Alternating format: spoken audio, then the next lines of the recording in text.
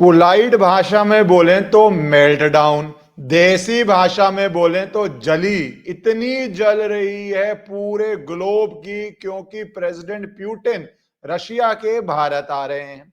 और मैं ये जली क्यों कहता हूं, क्योंकि अनप्रेसिडेंटेड, जो आज तक चीजें नहीं हुई, ऐसी चीजें कर रहे हैं यूरोपियंस। और यूरोपियंस के अंदर अगर बात करूं तो यूके का envoy Linda Cameron, French ambassador Thierry Mathou, German envoy Philipp Ackermann, ये सारे मिल के, देखिए वैसे भारत की भी शक्ति के इन सबको मिलना पड़ रहा है, जुड़ना पड़ रहा है। कितने बड़े बड़े यूरोपियन देश हैं।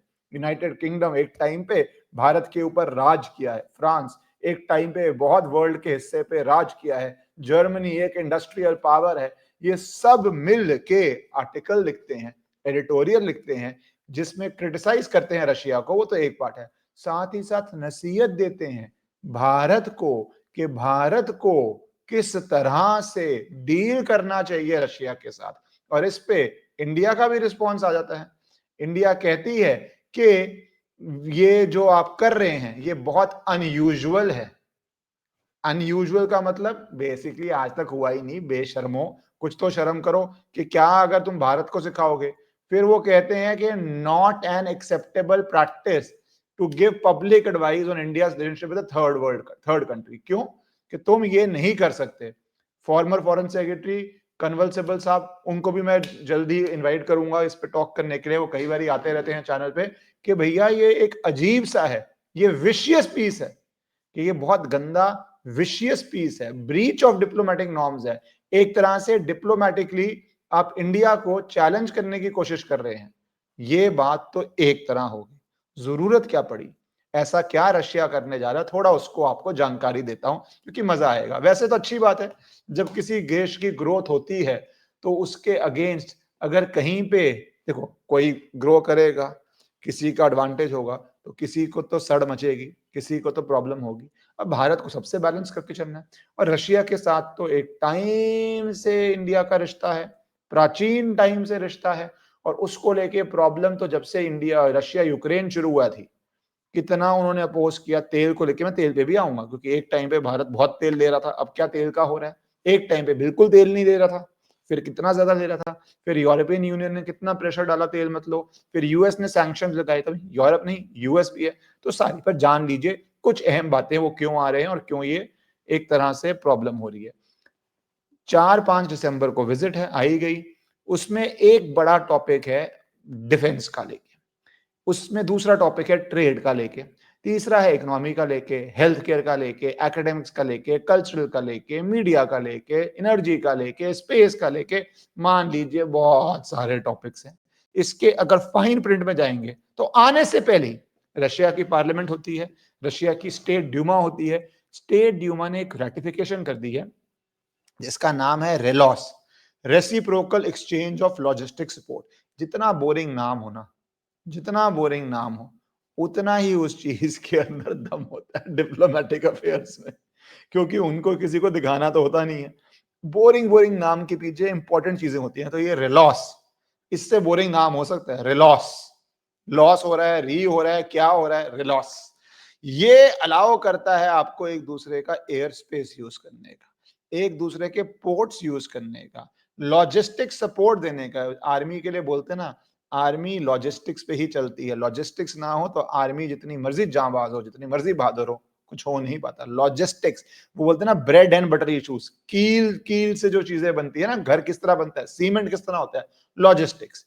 और troop movements, warship, aircraft, joint exercises, disaster relief and training. तो ये रिलॉस जो रशिया पहले ही अपने जो प्रोसीजर्स है वो करके यहाँ पे आ रहा है, ताकि जो इंडिया से अब नई चीजें करने जा रहा है वो बहुत तेजी से आगे बढ़े। याद रखना आने वाले दिनों में ये रिलॉस बहुत लोगों को परेशानी देने वाला है। उसके बाद आती है डिफेंस कॉर्पोरेशन को लेके, S-400, Su-57 और जो बाकी सिस्टम्स है, जिसमें इंडिया का एक बहुत क्लियर पक्ष है कि मैक्सिमम से मैक्सिमम आपको technology transfer, make in India, ये सारे जो कॉन्सेप्ट्स हैं आपको पता है, हर चीज की फाइन प्रिंट में नहीं जाना चाहिए। बट ये जो कॉर्पोरेशन है, S-400 एयर डिफेंस, Su-55 की परचेज, और जो एग्जिस्टिंग रशियन हमारे पास इक्विपमेंट है उसका सपोर्ट। रशिया कहता है Su-57 वर्ल्ड का बेस्ट प्लेन। एक बात बोलूं, रशियन टेक्नोलॉजी इज फैबुलस, इसमें कोई डाउट नहीं है। इकोनॉमिकली देखिए यूएस कितना आगे निकल चुका है, यूरोप भी कितना आगे निकल चुका है, पूरा वर्ल्ड यूक्रेन के साथ खड़ा था, तब भी यूक्रेन को जिता नहीं पा रहा। एंड में रशिया टेरिटरी लेके ही छोड़ेगा, ये आप भी जानते हैं, मैं भी जानता हूँ। 100 पीस प्लान हो चुके हैं, कुछ हो नहीं रहा। सोचा था रशिया की कैपेसिटी खत्म हो जाएगी, इतने साल हो गए हैं, वो भी खत्म नहीं हो रही। तो एक तो वेपन्स को लेके हो गया, जो भारत के पक्ष में ही है, भारत के बेनिफिट में ही है। उसके बाद है अब ये थोड़ा जो डिफिकल्ट इशू है, ये डिफिकल्ट इशू इसलिए है क्योंकि ये है ऑयल को लेके। अब हमें इंडियन इकोनॉमी को तेल चीपर चाहिए।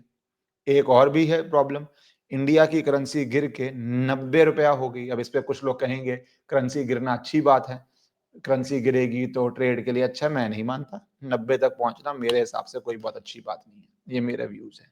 बट बहुत सारे ग्लोबल फैक्टर्स हैं इसके अंदर, एक तेल के अंदर भी आ जाता हूं मैं, है ना। तो तेल के अंदर क्या है कि रशियन ऑयल इंपोर्ट डिप कर गया है, सैंक्शंस को लेके यूएस ने जो सैंक्शंस डाले थे उसके बाद डिप किया है। पर अब इसको देखने का चश्मा है, चश्मा ये है कि इंडिया एक टाइम पे लेस देन 1% तेल रशिया से लेता था, लेस देन 1%। उसके बाद आंकड़े ऑफिशियली आने शुरू हो गए, 25% तक पहुंच गया, 30% तक पहुंच गया, कुछ लोग तो अनऑफिशियली कह रहे थे 40% तक पहुंच गया। तो देखिए कहां आप 3-4 साल पहले जीरो पे थे, लेस देन 1%, कहां आप ऑलमोस्ट 40% पे पहुंच गए। तो अब डिप आया भी है तो कितना आया है। फिर कई लोग बोल रहे हैं किस तरह शिप्स की रूटिंग हो रही है, कहां पे तेल खरीद रहे हैं, कहां जा रहा है, वो सब ग्रे एरिया, ग्रे जोन में है। भारत के हित में है तो उसको नहीं बोलना चाहिए, है ना। जबकि बहुत लोग सोशल मीडिया पे वो बोल देते हैं, मैं उसमें ज्यादा नहीं पढ़ना चाहता, क्योंकि कई बारी इंटरनेशनल अफेयर्स में कान ऐसे पकड़ा जाता है, कई बारी ऐसे पकड़ा जाता है, कई बारी घुमा के पकड़ा जाता है, एंड में कान पकड़ना होता है, एंड में तेल लाना होता है। तो 1% से तो बहुत बहुत ऊपर है, पर क्या पीक से नीचे? हाँ, इस सब के बाद भी फैक्ट्स के ऊपर जाइए, पीक से नीचे है। पर क्या ये फैक्टर इन कर चुकी है भारत सरकार? क्या रशिया का इसमें है? क्योंकि रशिया चाहता है कि वो वॉल्यूम्स मेंटेन हो। अब भाई रशिया, यही यूरोप भारत पे एलिगेशन लगाता था कि रशिया का इंडिया ने पूरा वॉर फंड किया है।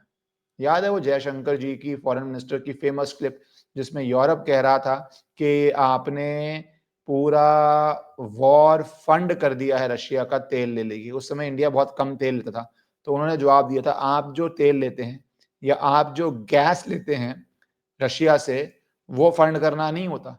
उस समय उन्होंने कहा था ऐसा कुछ कि एक दिन में आप जितना लेते हैं रशिया से उतना हम एक साल में लेते हैं। उसके बाद हमने बहुत वॉल्यूम बढ़ा दिया, वो अलग बात है, पर वो बात है। तो रशिया चाहता है कि ये जो यूएस के सैंक्शंस हैं उससे नुकसान ना हो, उससे उसका ऑयल जो इंडिया ले रहा है कम ना हो। उसके लिए बहुत इंपॉर्टेंट इकोनॉमिक सोर्स बन चुका है भारत, ये अच्छा है। दूसरे देश को भी आपकी जितनी जरूरत होती है उतना ही वो मिलिट्री टेक्नोलॉजी भी ट्रांसफर करेगा।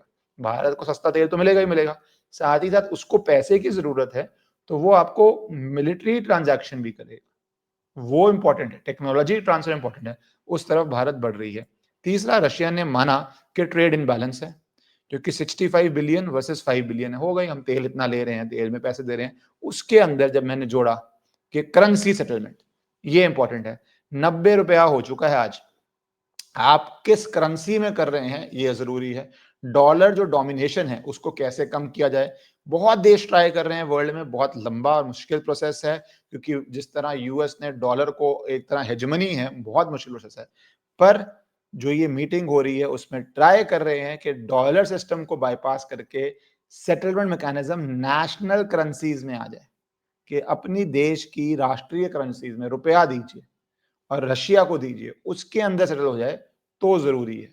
क्योंकि 65 बिलियन है, we're import from Russia daily 5 billion, तो ये बहुत जो गैप है ना, ये बहुत ज्यादा है। रशिया सिर्फ 5 बिलियन ले रहा है, हम 65 बिलियन का ले रहे हैं, गैप है। ऊपर से भी बिलियंस में है, फॉरेन करेंसी में है। अगर ये हो जाए ना करेंसी सेटलमेंट, वो भी इतने बड़े ट्रेडिंग पार्टनर के साथ, इतने बड़े ट्रेडिंग पार्टनर के साथ, तो आपकी इकोनॉमी एक नए जोन में पहुंच जाएगी।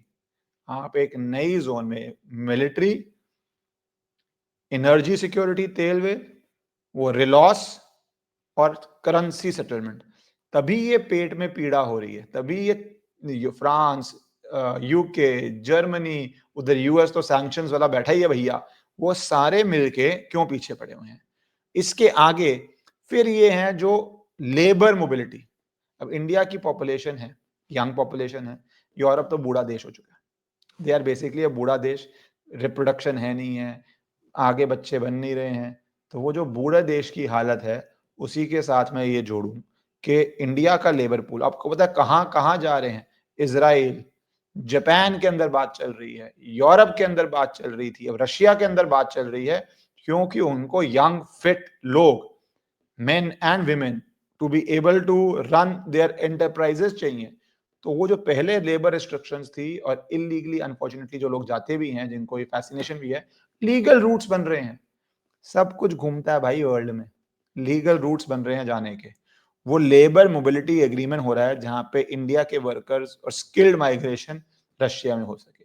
इसके आगे ही civil nuclear energy, SME, SMR, free trade agreement, ये सब भी चल रहे हैं। तो मोटा मोटा क्या है, एक vital visit with an old friend and old ally, जिसके अंदर उसकी भी जरूरत है तभी आ रहे हैं, हमारी भी जरूरतें हैं, क्योंकि जो उनकी मिलिट्री पावर है वो नो डाउट वर्ल्ड की टॉप 3 में है। कुछ लोग बोलेंगे टॉप 2 में है, कुछ लोग बोलेंगे टॉप भी है, वो आप अलग अलग तरह से डिफाइन कर लीजिए, टॉप 3 में तो है ही है।